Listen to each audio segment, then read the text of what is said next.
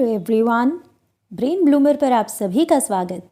आज के वीडियो में हम जिस चैप्टर पर डिस्कशन करने वाले हैं वो यूँ तो काफ़ी लंबा नहीं है, लेकिन हमें एक काफ़ी विस्तृत दायरे में सोचने को ज़रूर विवश करता है। यकीनन वीडियो को देखने के बाद आप जीवन को एक नए नज़रिए से देखने लगेंगे।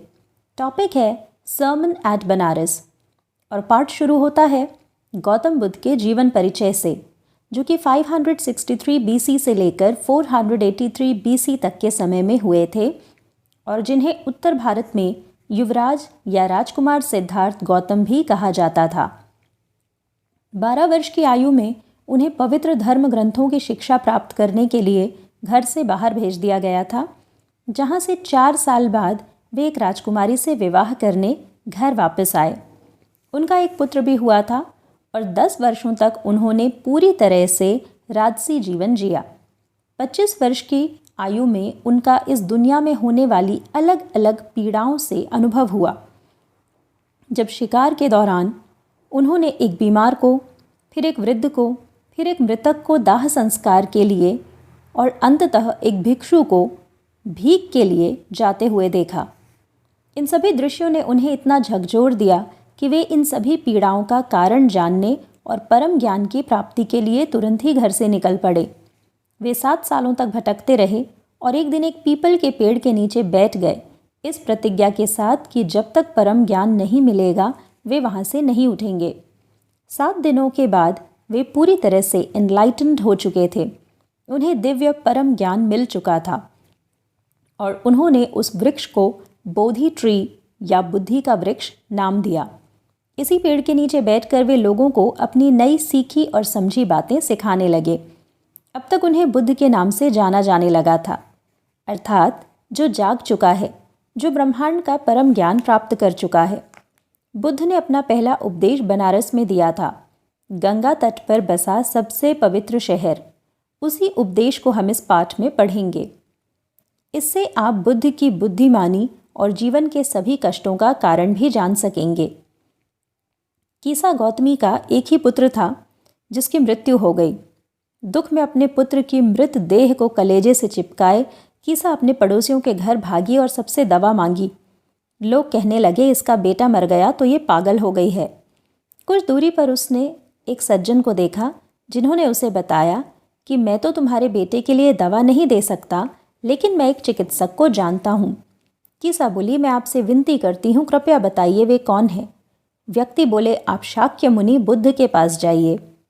ध्यान दीजिएगा, शाक्य वंश के होने के कारण गौतम बुद्ध को शाक्य मुनि भी कहा जाता है। कीसा तुरंत गौतम बुद्ध के पास जाकर बोली, प्रभु मेरे बच्चे को ठीक करने के लिए दवा दे दीजिए।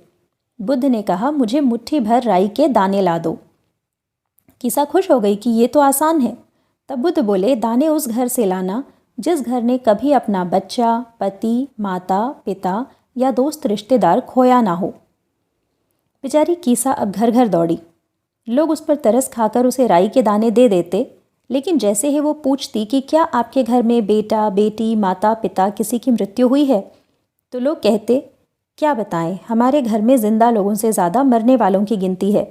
हमें उस दुख की याद ना दिलाओ। और ऐसा कोई भी घर नहीं जिसने कोई अपना खोया ना हो।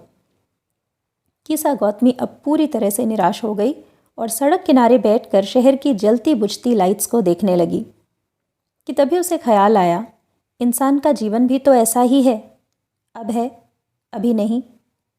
वो सोचने लगी, मैं कितनी स्वार्थी हूँ, अपने दुख में सब भूल गई थी।